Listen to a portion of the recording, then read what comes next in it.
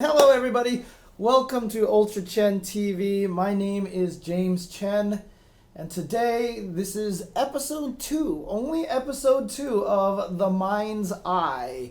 And in case you guys didn't catch this last week, this series is a new series of videos.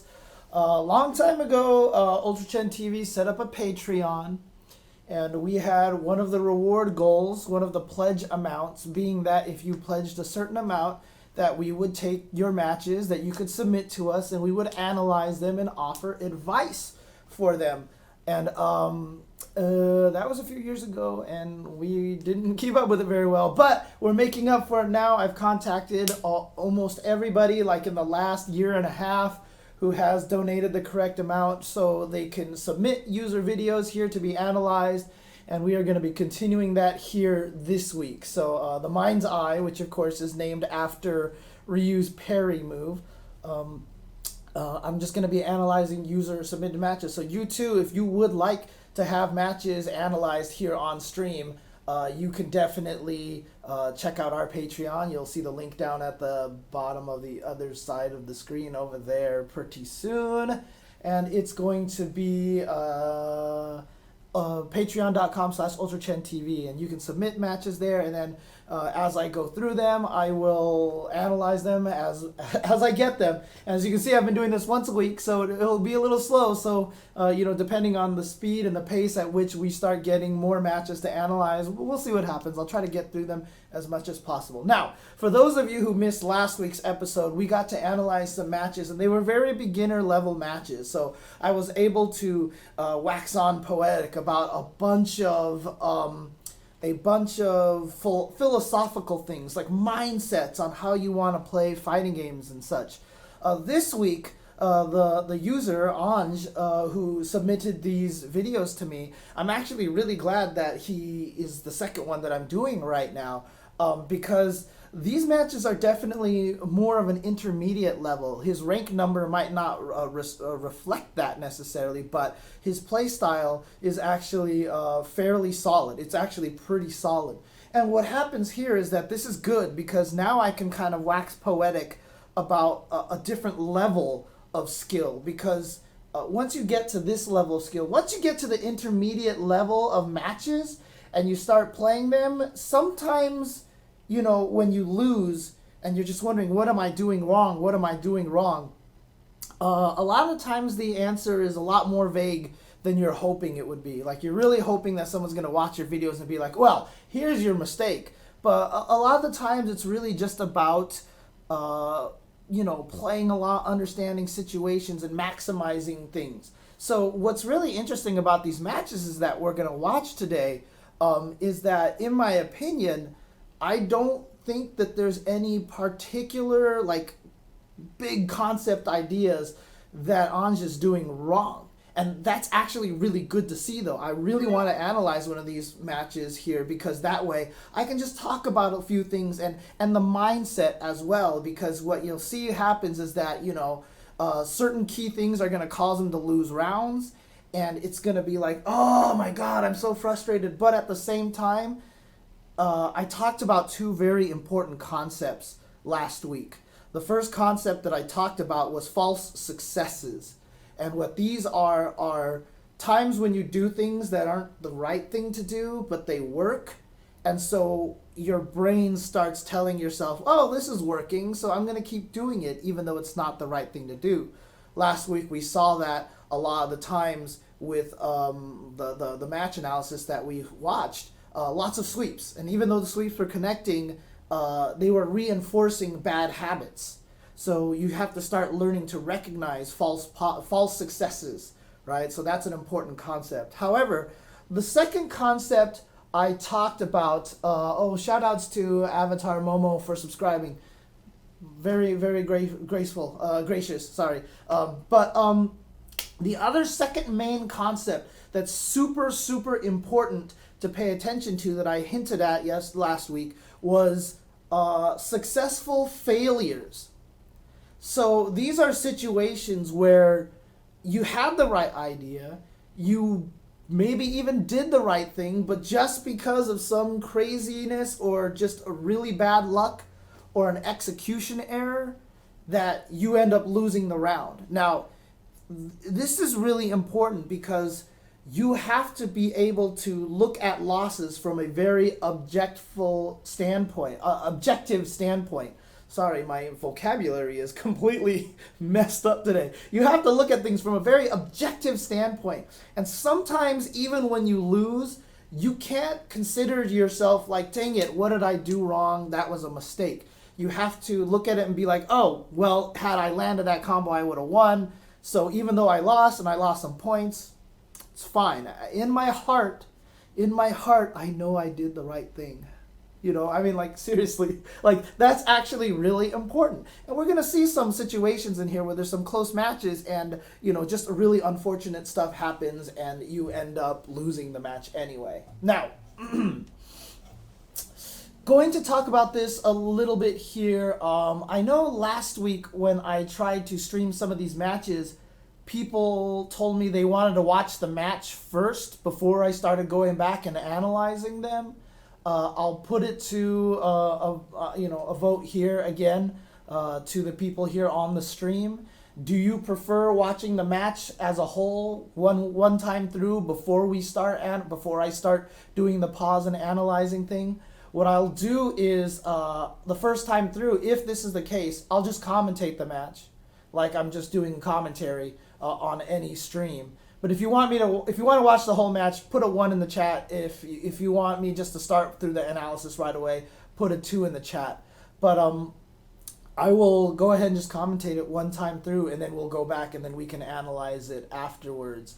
But I do see some people in the chat saying that okay, everyone says 1, so I've gotten universal 1s so far. Okay, so let's go ahead and watch this. So again, keep in mind that this is an intermediate level match here, and you're going to watch this, and some players are going to watch this and be like, I don't know if he's really doing anything wrong, you know? And to be honest, I've watched some of these matches ahead of time.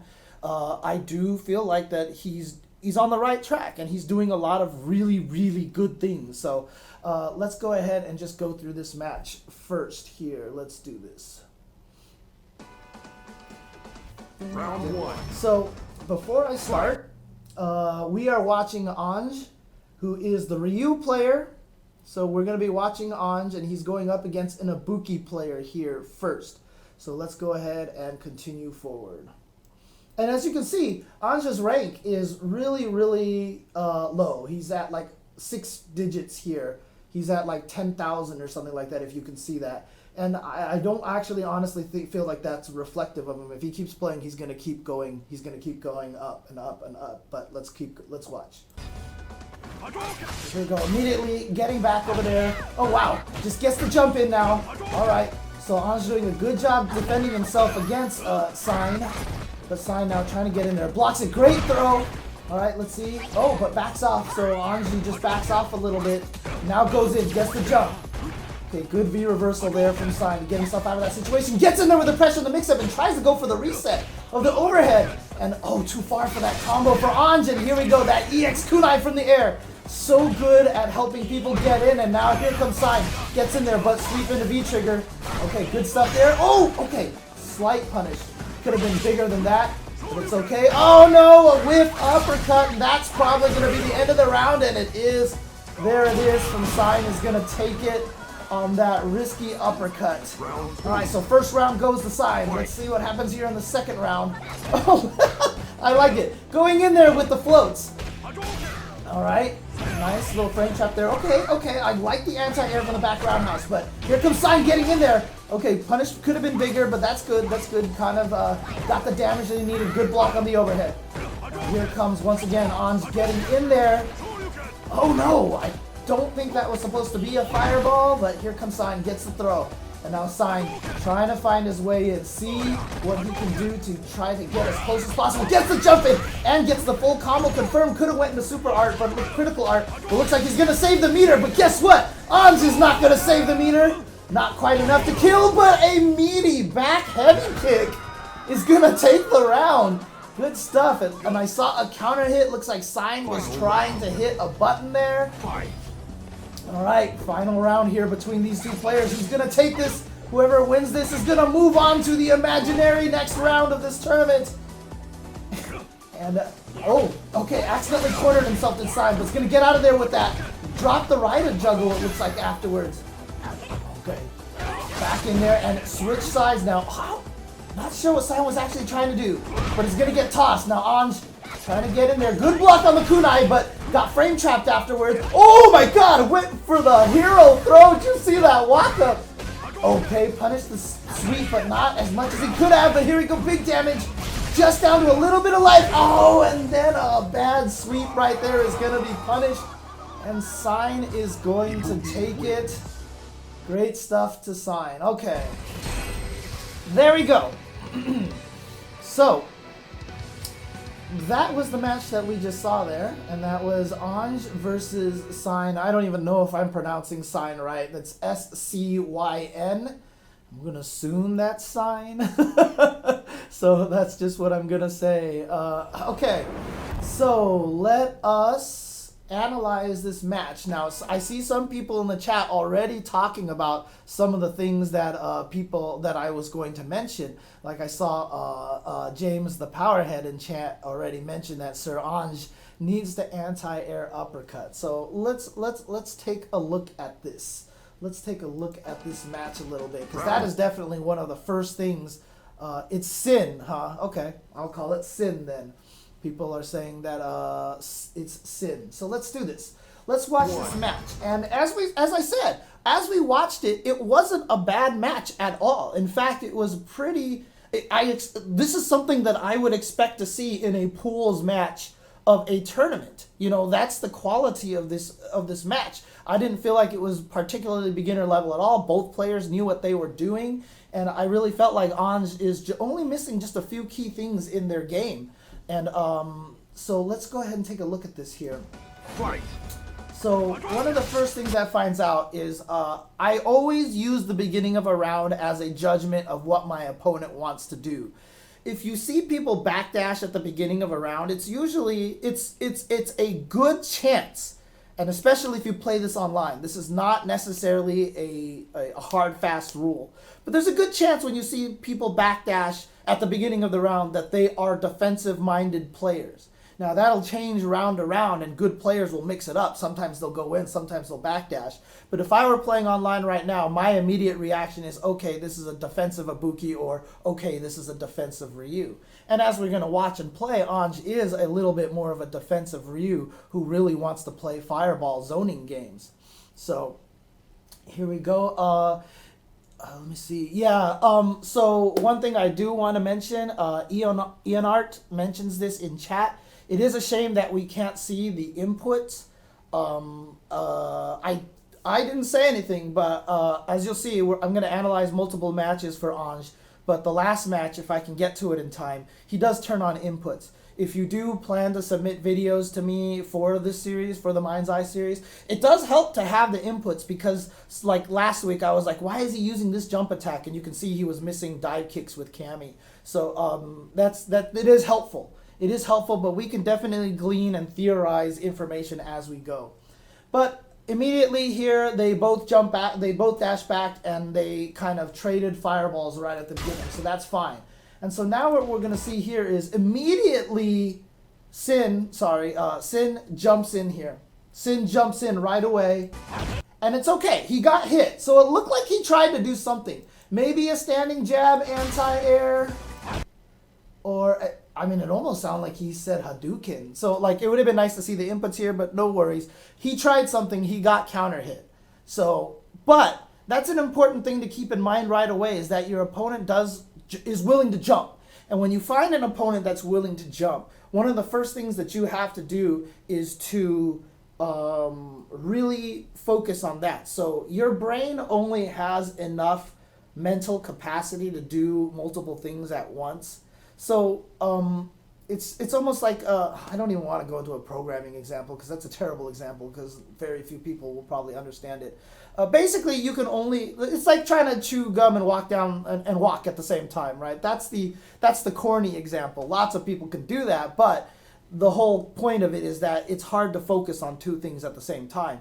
When you're playing a game and you're not at the highest level yet, where you have the anti-air reactions that you need, you really have to divide your mind between ground-based fighting and anti-air. Like those are the two things that you really have to focus your mind on. At higher levels, it starts to turn into 3 things, sometimes 4 things, and then you can start overlapping them and do multiple things at once. But at intermediate levels, for most people, it's tough to devote multiple parts of develop your brain into multiple things at the same time. So you're going to focus on one or the other. Now, we don't know anything yet. Sin just happened to jump in this first time. He may stop jumping after that, but it's something to take note of that they jumped at the beginning of the round. So that's something that you want to think about. But Sin jumps in there and then doesn't get his combo, so we were just going to keep going here. Actually, what was it? It was K. Yeah, that's what it was. Shout outs to the people who gave me the key commands to do the things that I want to do to go forward and backwards. So here we go. So immediately you see here Ange backs off. Now there's nothing wrong with this. This is fine. This is how he wants to play the match. And in fact, against Ibuki, probably a good idea because Ibuki wants to get in and mix you up. So he backs off a little bit here, and I think that's a good idea here. Okay, second jump in. We've seen a second jump in already. Now we've already seen now he's willing to jump, and this time Ange doesn't do anything. He just blocks.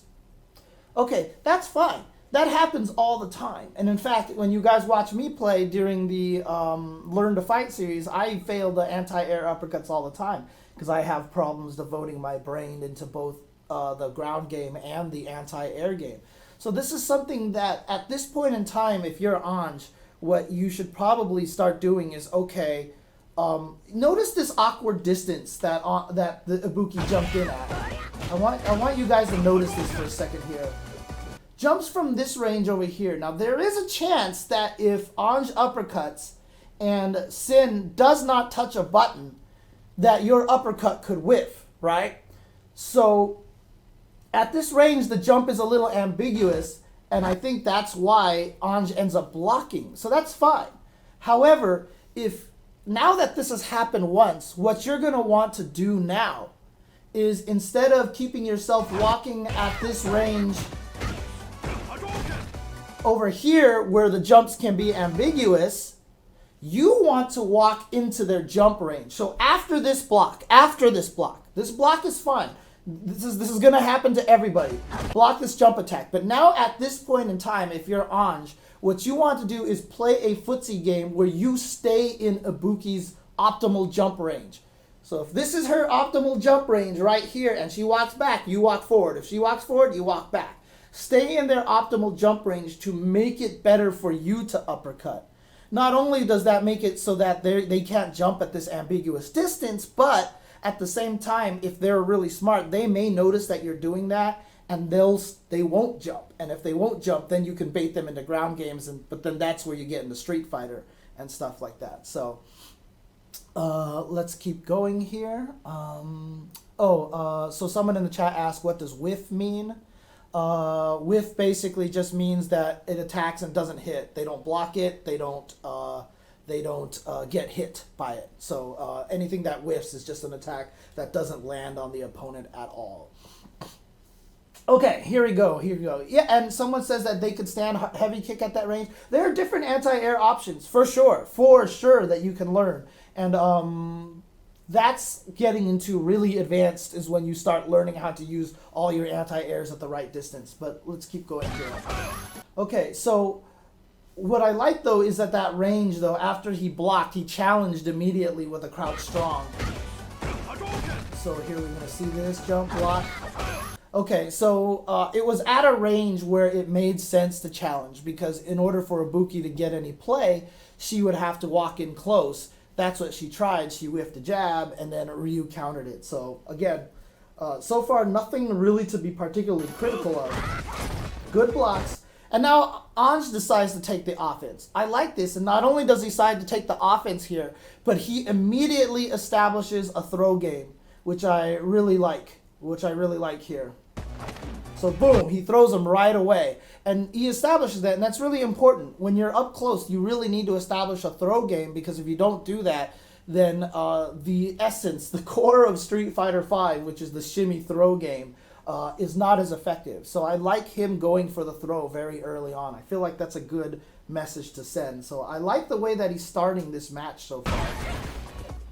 But the interesting thing is, you see, he didn't really have anything. He didn't have a follow-up plan. So this, I talked about this last week as well. When you play matches, you really need to be thinking many steps ahead at a time. So if you do go for the throw, you should already have an immediate plan for post-throw situation. And I don't feel like that's exactly what happened here. So you'll see here, jump, throw, and then you see how he didn't do anything and then just went for a crouching medium kick. I don't feel like Ange was thinking steps ahead. When you already have the plan to throw, even though you don't know if it's going to succeed or not, your mind should already have the post-throw option ready to go. So there you go. That's probably the first pseudo wake-up, first pseudo mistake that I've seen so far. But again, he backs off. But, okay, so again, I mean, sorry to sound frustrated. I'm not frustrated, but he throws in here. He doesn't get much, and he walks back, but he keeps backing off. Now, if he stopped and stayed at the distance at which he predicted that Ibuki was going to jump, like I had mentioned, but you see him, he puts himself, I mean, that's not that ambiguous. He should be able to get it here. But again, it's already something that should be implanted in his head with two people jumping in, with two jumps already having him jump in. And so at this point, this should be an uppercut. But unfortunately, he does not uppercut.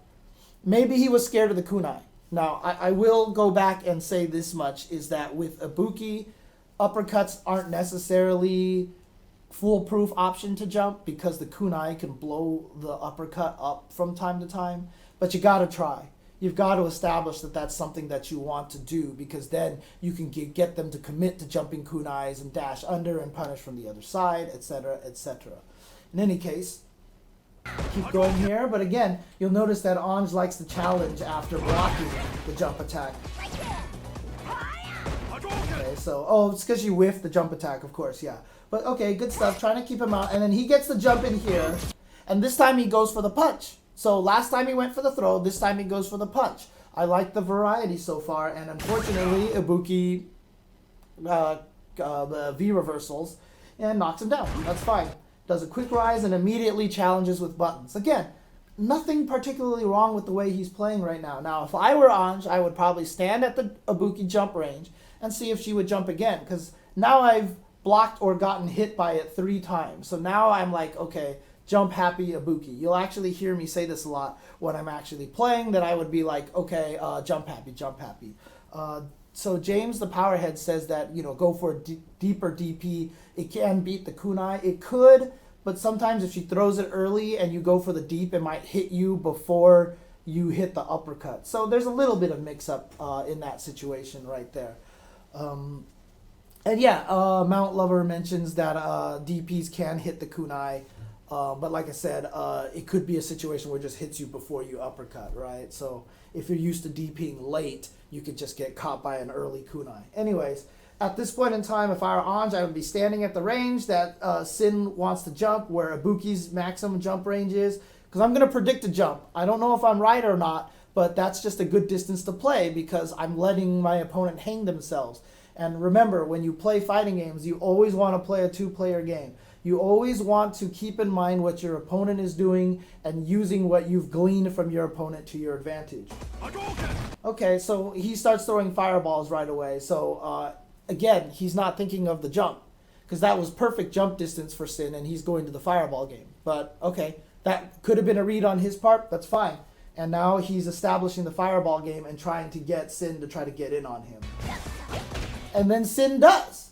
And so here's a situation where Ange gets hit, right?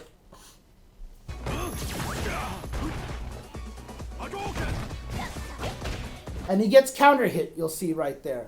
And this is one of those situations where if I was playing Ryu and I got hit in that situation, you would probably just be like, oh, good stuff, good stuff. Because honestly, I would have been sitting there waiting for the jump. He teleported forward. I would have been like, oh crap, teleport, touch a button on panic, and then he would have counter hit me too. So again, a very important thing to watch, especially at matches that are at intermediate levels like this. Sometimes, you know, when people tell you when you rewatch your matches, figure out why you got hit. Remember that this is a game between two players. Like I said, this is not a one-player game. And these are two people trying to outthink each other. Well, sometimes your opponent is just going to outthink you. And in these kind of situations like this, you just look at it and you go, oh, good shit, you know, you totally got me. And I feel like that's kind of the situation. What's really impressive to me, though, is that Sin actually interrupts his combo, goes for an overhead reset, and Ange had the presence of mind to jab her out of it. Now, that could just be panic hitting buttons when you detected the slight little pause.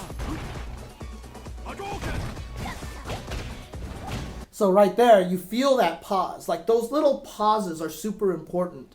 It's probably, I probably can't emphasize enough that those little pauses are like the key to everything in Street Fighter V. Like those little weird delays. Like after you saw jab strong and light punch, medium punch, and then nothing happened afterwards, it immediately elicited a response from Ange to jab. Those little pauses are very important at intermediate levels of play, and in fact, that is how you get shimmies. That pause is what causes people to whiff throws and for you to punish them. So that's really, really important. That's really, really important to understand that little delay right there is a key thing. It triggered Ange to jab. That was kind of a panic button there, but it worked out in his favor. So that's one of those situations where you're like, I'm glad I didn't get punished more than I did, and now I've knocked him back. So he goes for the attack, jumps at a bad distance. Happens again. No real critiques here. So here we go. Jabs him out of here. Mostly just after the strong. You should probably know that at that range you're too close to hit him with a jump attack. That's just going to come with experience. So not a huge problem here. Lands to the other side and immediately punches. Gets a counter hit. Good stuff. Too far for his combo that he was going for. Again, that happens to everybody, and that's going to come with experience that at that range, maybe stand strong, counter hit, and the sweep will be better. That's just something that you're going to go and experiment. So if you see this whiff and you're rewatching your matches, go think to yourself, what could I have done next time to make this convert into something? He could have did crouching medium kick into Tatsu. He could have did sweep probably after the counter hit. So go into training mode, figure it out, so when you run into this situation again, you'll be able to optimize it in the future. So he misses it, comes out with the fireball anyway, ends up walking into an EX kunai. And I can tell everybody right now, we all run into this EX kunai. Just happens. He's walking back and forth, and then the Ibuki just jumps and throws an EX kunai. It just happens. Like, you just have to be aware now that your opponent is willing to do that. So this is the key thing, right? So a lot of things I've said so far have been like, okay, I can't blame him for getting hit by this. Okay, that's fine. Okay, you know, so like the teleport dash, fine, I got hit by that. The jump EX kunai right here, fine, I got hit by that. What you have to do, however, is understand that, okay, I got hit by that. I didn't do anything wrong. Don't get mad at the opponent like you scrub, throwing out whatever things. Just understand that that is something that your opponent is willing to do, and carry that information with you through round 2 and round 3 and the rest of round 1.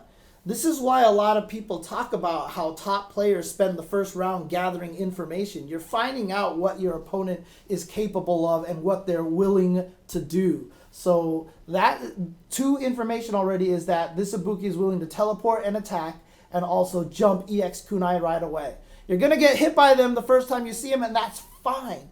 But just take that information, carry it ahead, and make sure that it's something that you keep in mind so that next time you see Ibuki teleport dash and it catches you off guard, don't hit buttons, block. And then when you're at a position where Ibuki has meter and she can jump up an EX kunai, block more often than you walk forward. If you notice, what Ange does is he does the thing where he walks back and forth. And he just happens to get caught. Walk back and forth, and he just happened to walk forward right there and got hit. So that's fine. Take that information forward. Okay. Gets the Rida combo here. Good patience. Now, he's been hitting buttons a lot in panic situations, but again, good patience there, and I like it. But again, right away, he's so focused on this ground game. He's so focused on what Sin is going to do on Wake Up that he sits there, and then a jump again, no anti-air. Now, this is an awkward range again, though, that an uppercut might go under. So maybe he was scared to do that. Some Ryu players get to the point where they crouch fierce anti-air at this range if they expect the jump at this distance, which can be a thing that you can learn, for sure. Unfortunately, he walks back forwards. It looks like he tried to anti-air with a button. I'm not sure what he tried to anti-air with. He walked back. He tried to anti-air, probably with stand light punch because that's a good anti-air button, but did it too late, got hit, and unfortunately, doesn't get a combo because Sin goes in there and gets the throw. Now he does wake up sweep into V-trigger, very standard Ryu sequence here, and I like what he does here. He knows he's kind of at a range where Ibuki could probably wake up EX and hit him. So just on the off chance, and Ibuki's in the range that she can even wake up with a normal and hit him while he's charging. So on that off chance, he lets go of the EX fireball right away, and it does hit Ibuki. So I think that was good decision making on his part right there. He tries to jump in. Now, I don't know if this is a safe jump setup or anything like this. But he blocks it, and that's cool. Like, stuff like that's going to happen, and so now it's time to take advantage of this. Unfortunately, this again comes with just multiple play. A lot of the times these things will happen, and your first reaction is to sweep or to walk up and throw. After time, once you get used to it and, try to drill it into your head to go for the max damage crush counter combo, this will improve, and this will be one of those things that you will just improve over time. As you keep running into the situation, you'll remind yourself that this is what you want to do. Instead, he just sweeps, gets the crush counter. But the nice thing about crush counter sweep that you should probably realize is that once you get a crush counter sweep, it's time for set play. It's set play is really important after crush counter sweeps. You should have an already established goal afterwards. He gets the crush counter sweep, and then he just kind of wings it at that point in time. Because the crush counter sweep creates you a completely predictable situation, it's a good idea to experiment in training mode and figure out what it is that you want to do after a crush counter sweep, because that actually helps. But he goes for the cross up and see he misses the distance, he gets himself thrown. And then, okay, let's talk about this really quick.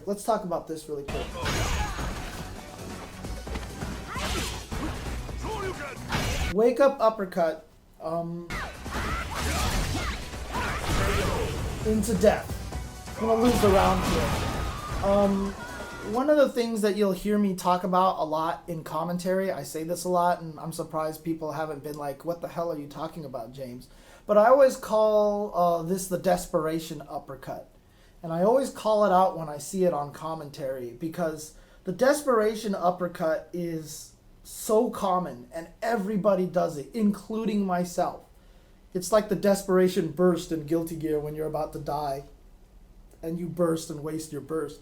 The desperation uppercut is it's a lot of willpower to not do this.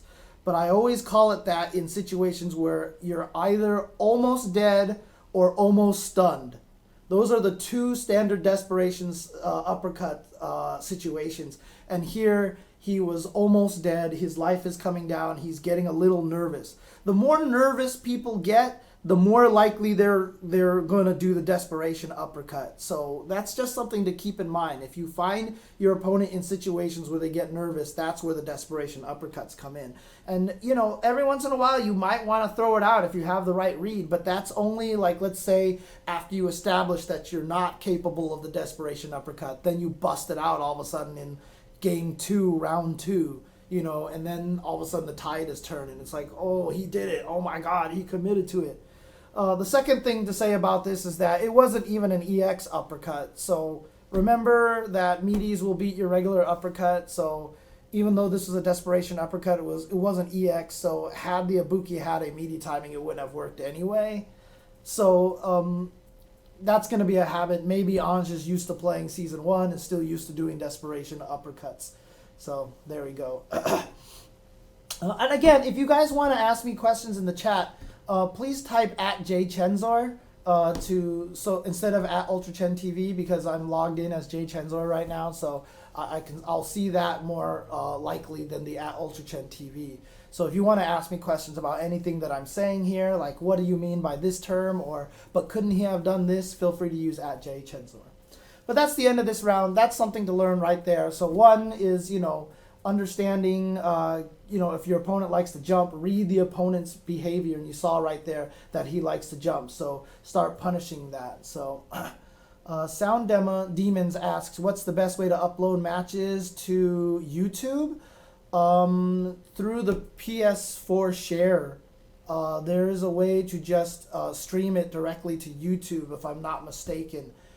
With the PlayStation 4 share. I haven't done it personally, but pretty sure you can capture videos and then just upload it directly to there from the PS4, which is really nice.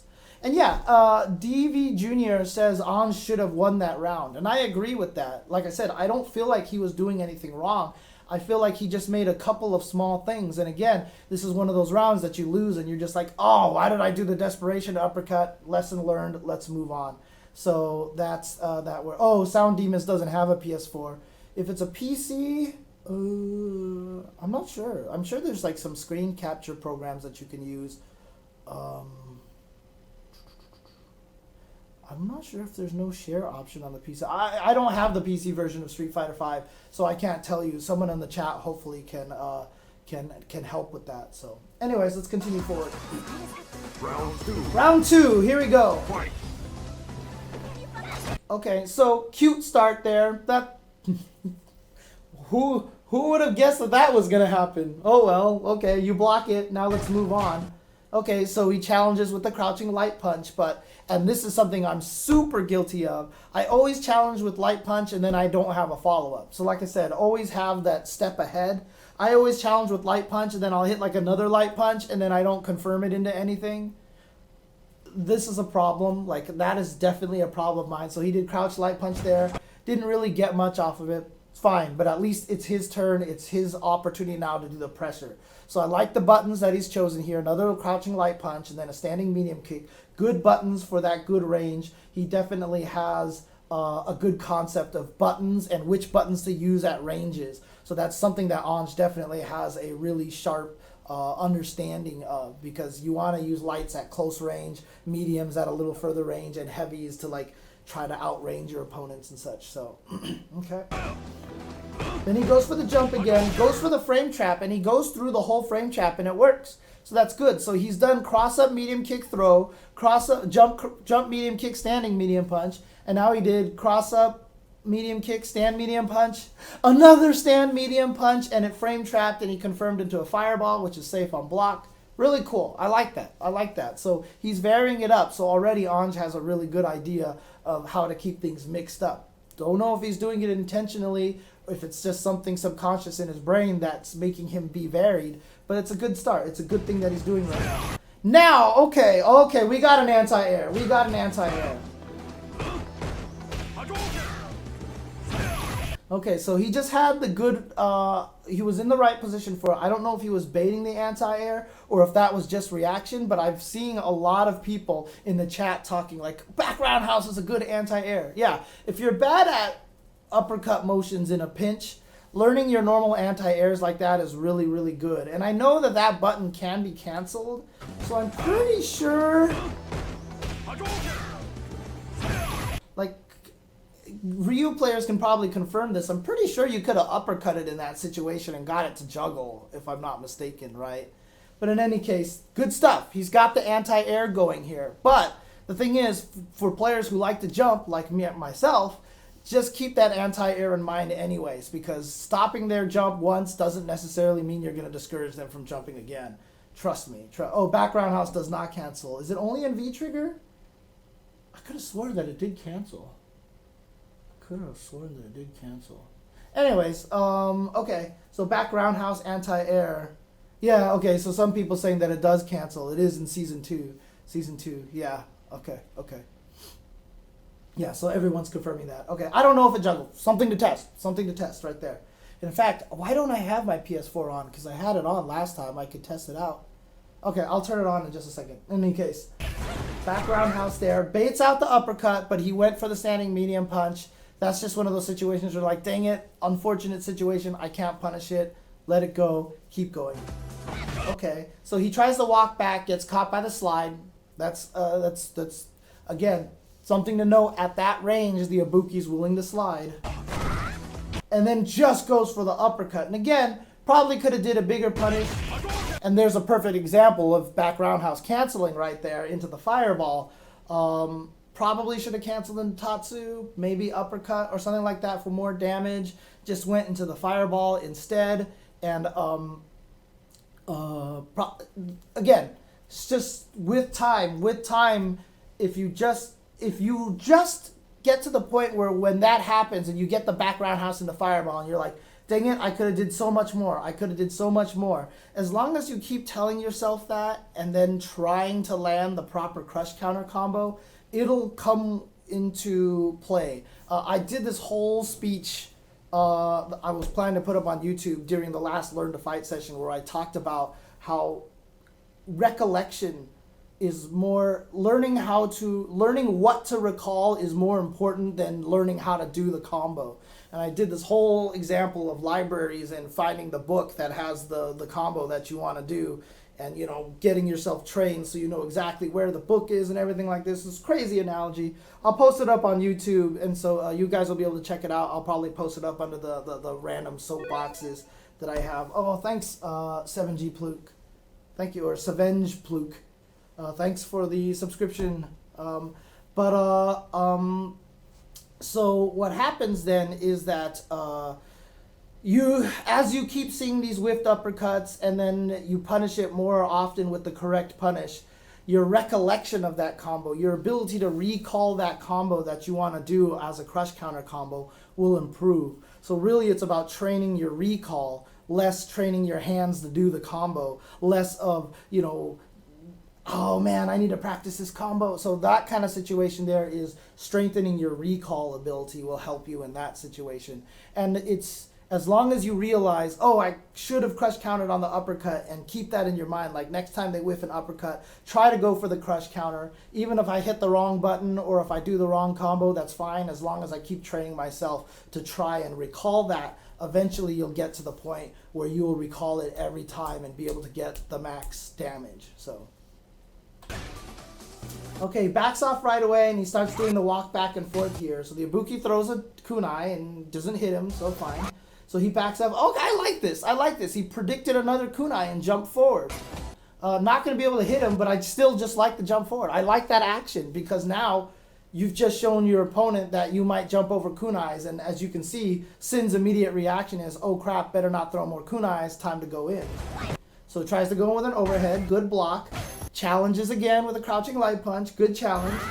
And he gets his jump in. Okay, so he did jump in, cross up, throw. Jump in, cross up, stand medium punch one time, and then he went to other pokes. And then the third time, he did cross up, medium kick, punch, and then punch counter hit into fireball. So let's see what he does this time.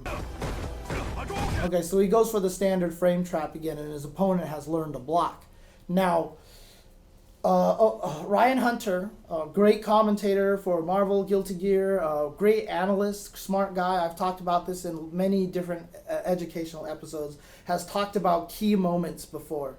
And key moments are something that's very important to keep in mind. The reason why I keep pointing out this jumping medium kick into what the mix-up is because if you noticed, you're telling a story.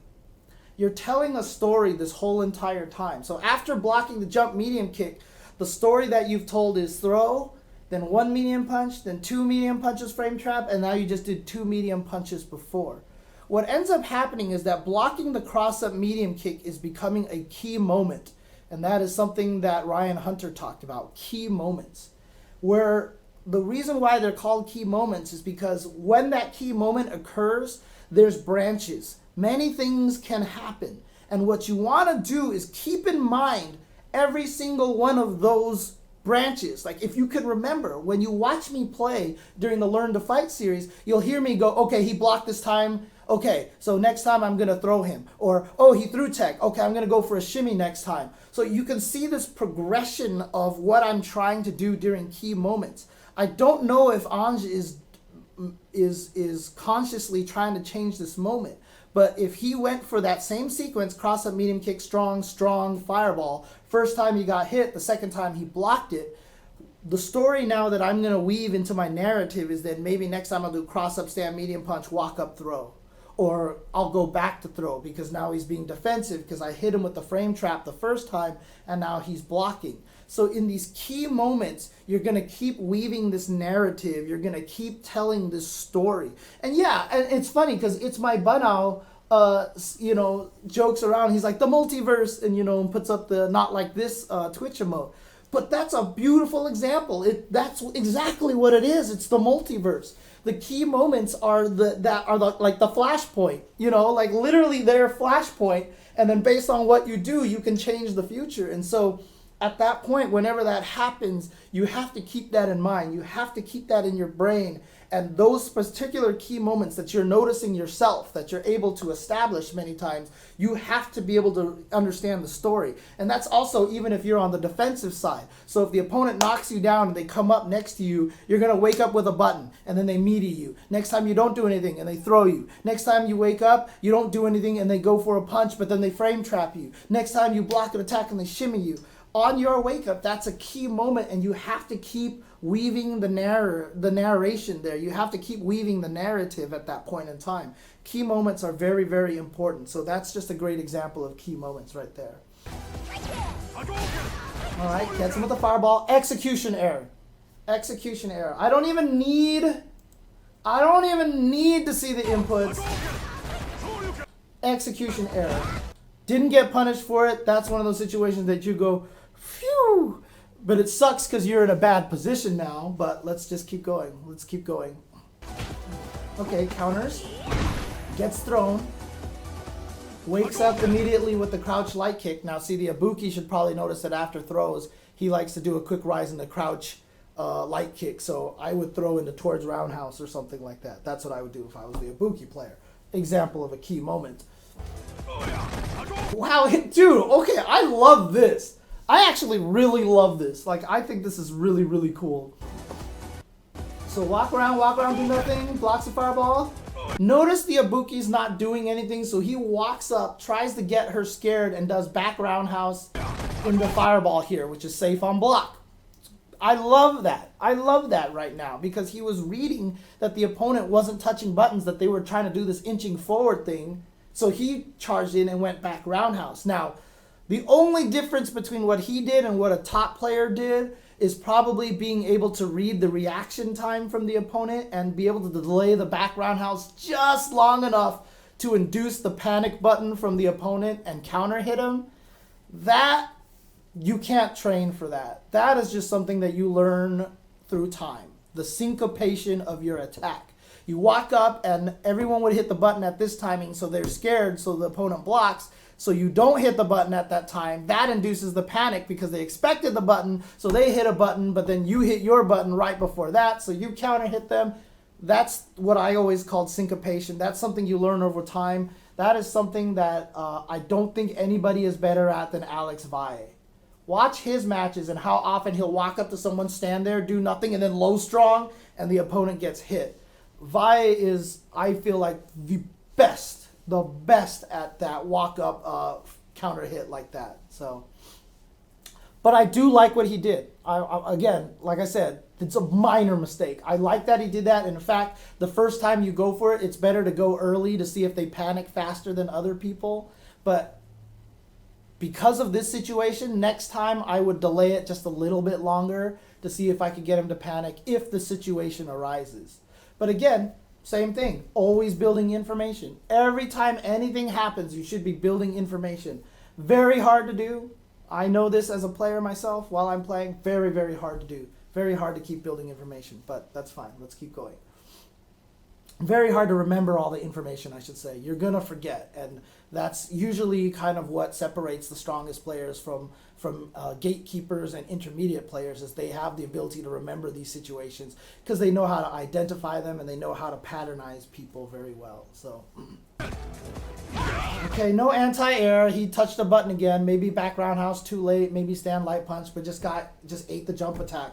And again, this is just him getting caught off guard.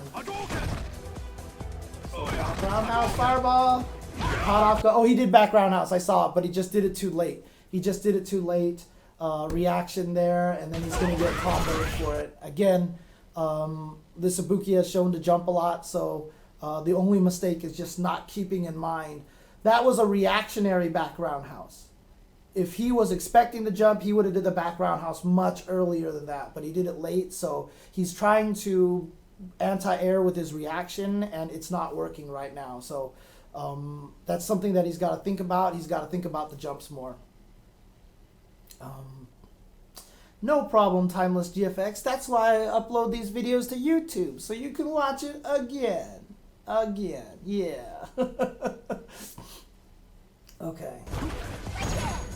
Good block, and he jumps in, he gets the hit. Okay, confirms the combo in the critical art. I love it. This is all good stuff here. And in fact, the Ibuki missed an opportunity, if I remember here, when the Ibuki landed this jump attack. If you notice, oh, he had just built the meter, but he could have done uppercut in the super. But oh wait, no, she has the ground super in this game. So yeah, there was nothing that she could have did in that situation. But good jump here and a good confirm. So that's nice. There we go.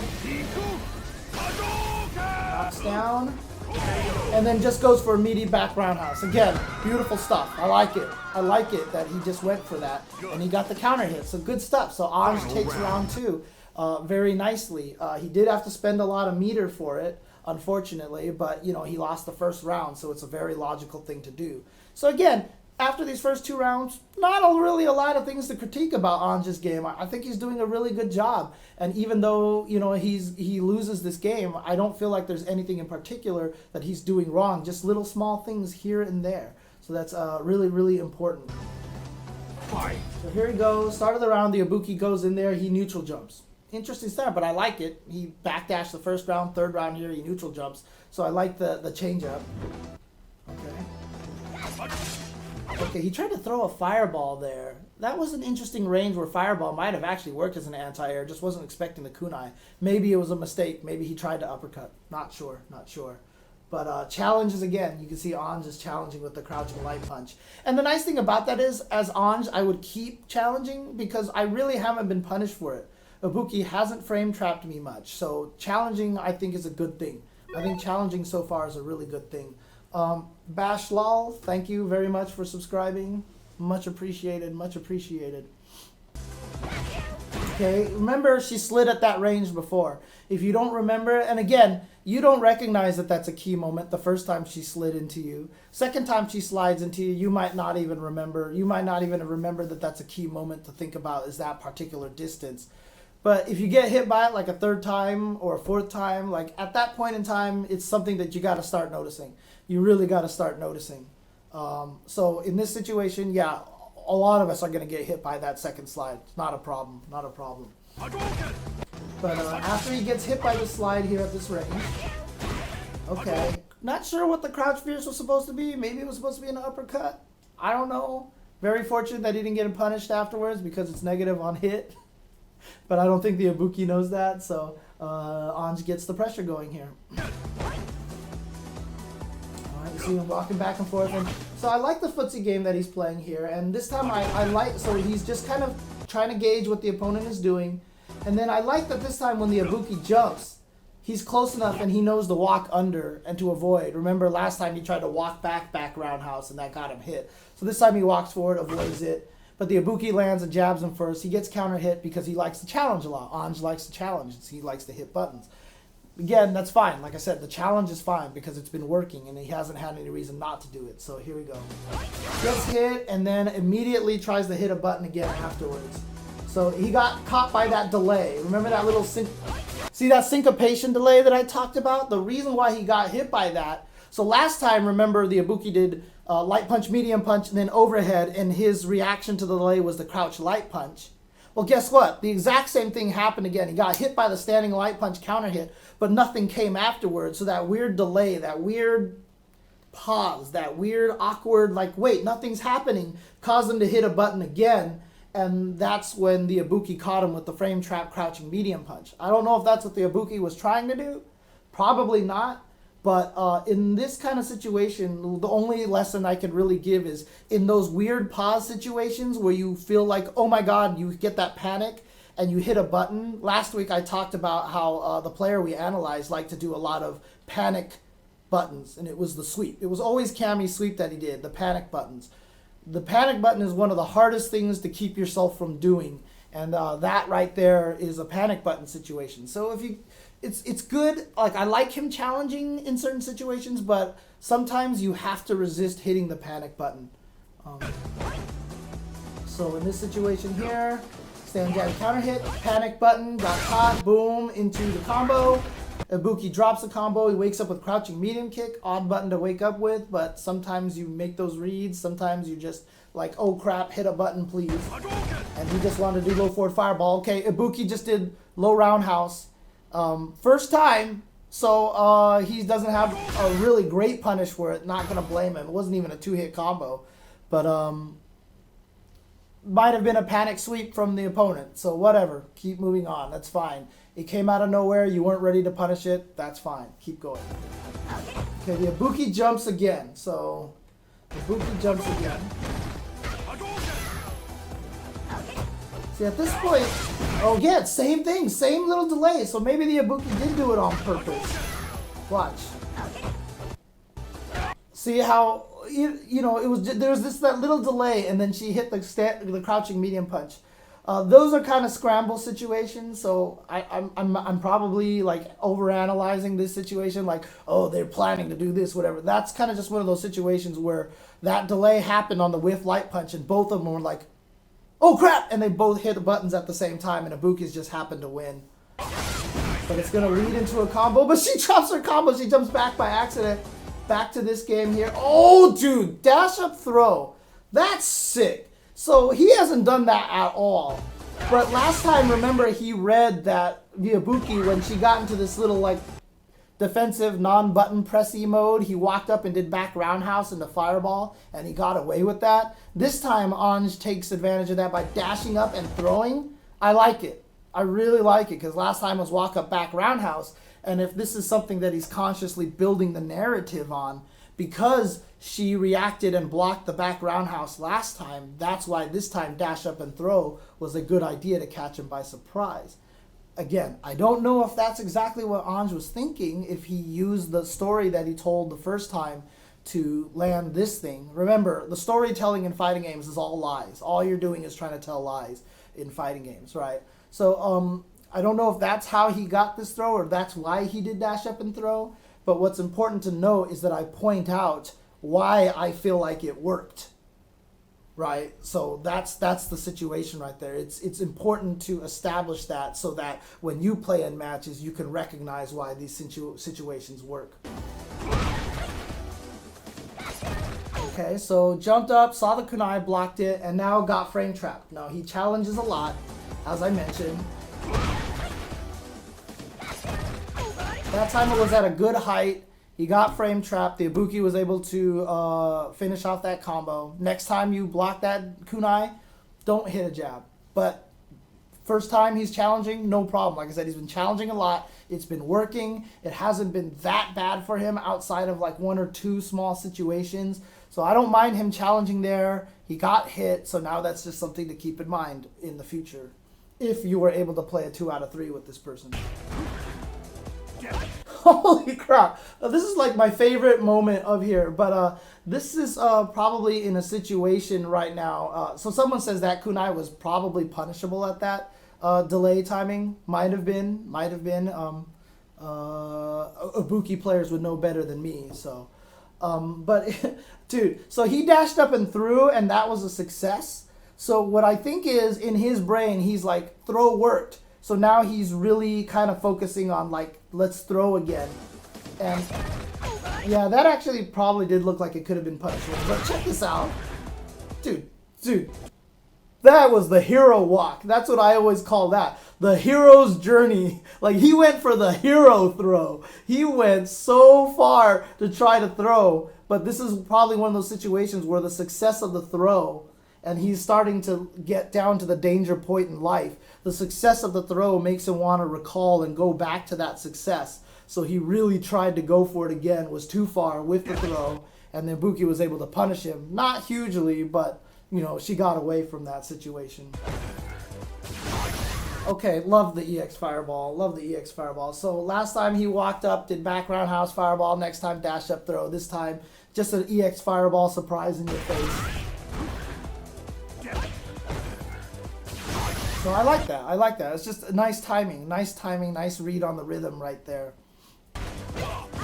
Okay, Ibuki wakes up with buttons again on that sweep. Could have gotten a better punish than that, but that's fine. Probably wasn't expecting it again. But now that you've blocked a second roundhouse, you have to recognize, shoot, I didn't punish it. So either if you don't know how to punish it, go to training mode and find out. If you do know how to punish it, just make sure you keep putting that in your mind. I don't know, Tap2GG. Depends on how quickly I go through the next few matches, because it might just take me a few hours to get through all these matches. And again, the jump. Again, the jump. Again, the jump.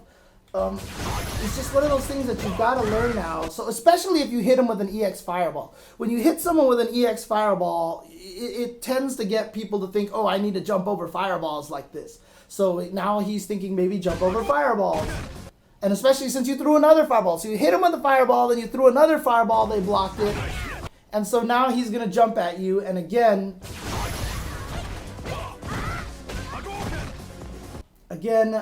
he jumps and he's backing off too far. He tries to counter. It's too late. This is why I say, like, if you walk in their jump range, then you can at least keep the uppercut in your mind because you know that's what you're trying to do. Anti-airing with light punch or back heavy kick is fine and everything like that, but being able to uppercut there would be much safer, and at last second like this would actually win.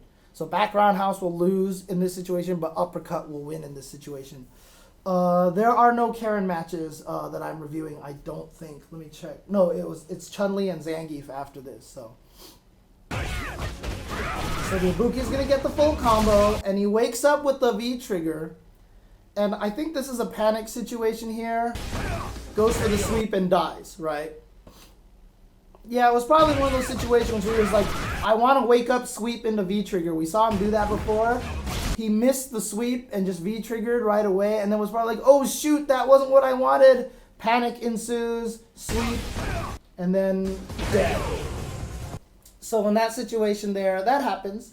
But a lot of the times, one of the keys of fighting games is reading panic situations, understanding panic situations. So in that situation, you activated the V trigger. The opponent might be scared to do anything like, oh God, V trigger. And when they see the V trigger, they get defensive, which is why you'll see a lot of people cancel stuff into V trigger and then run up and throw. That's such a common thing that you see people do because they activate the V trigger. They understand the panic situation. They understand the opponent is panicked a little bit too, so they block. So you just walk up and throw instead. So unfortunately, he panicked with the sweep. Might have also just been because he meant to sweep into V trigger. So the first panic button that was in his head is sweep. And it came out as the wrong button. But unfortunately, that means he's going to get swept and die. Ibuki wins. Ibuki wins. Now, the important thing about this that I want to talk about is that, honestly, I don't feel like he played that badly. Like, in the end, when you look at the end of this match, he wasn't that far behind. I mean, yeah, sure, Ibuki has about 2/5 of her life here at the end, but it wasn't really in a situation where it was unwinnable, especially he had his V-trigger, he had one bar. It was pretty much in there. And so he won the second round pretty well as well. So I don't think... so V-trigger activation is not safe. It is not safe, but it's range dependent. At this range right here, where he did activate it, let me take a look at it really quick.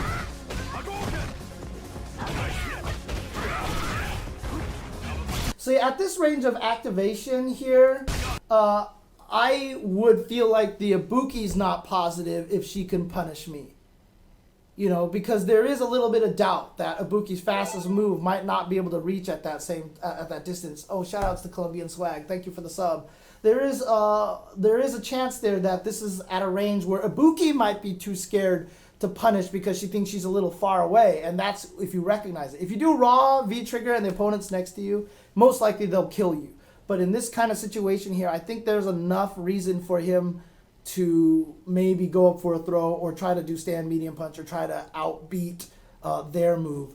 But sweep was definitely not the right reason at that, right thing to do at that particular moment. So, okay. Lost Art Cup, huh? Colombian Swag, who just subscribed, said to make sure you tune into the Lost Art Cup. Feel free to type into the chat. Let everybody know where that's going to be taking place tomorrow, what stream. And so lots of people can go and watch that. Yeah, a lot of people are saying that buttons that she had definitely could reach, like stand light kick and stuff like that. Yeah, but again, you don't know if Sin knows that. You don't know if the Ibuki knows that, or if he's willing to go for it at that time.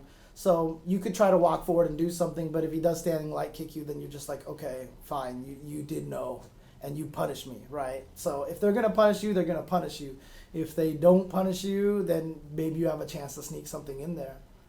So it looks like it's going to be twitch.tv/lost_arc_video_games. So there you go. So if you guys want to watch some Street Fighter tournaments tomorrow, definitely check that out. Rog_Mike_Kiddo asks, what's the best place to check frame data? FAT is supposed to be updated, but I don't think it is 100% correct. FAT is my go-to source right now, Frame Assistant tool. It probably isn't updated or it's probably not 100% accurate, but I dare you to find any frame data that is 100% accurate. Like, it's just not going to happen. There's going to be mistakes in everything. So right now, for the most part, since 99 point whatever percentage of the information there is correct, FAT is probably the best source to go to right now. And again, Colombian Swag, I think, typoed it. It's supposed to be lost_arc_video_games, but he accidentally typed video. So there you go. Oh, fullmeter.com is FAT in a web browser. Oh, okay, that's cool. I did not actually know about that. Okay. Anyways, I'm going to move on to the second match here. Is still going to be more Ange. I've got 2 more matches for Ange, and I'll probably try to speed up through the next couple of matches. But before I do that, I'm going to go ahead and take a quick break. When I come back, we're going to do the next match. Is going to be Ange with Ryu going up against a Chun-Li. So be right back, guys, in just a little bit.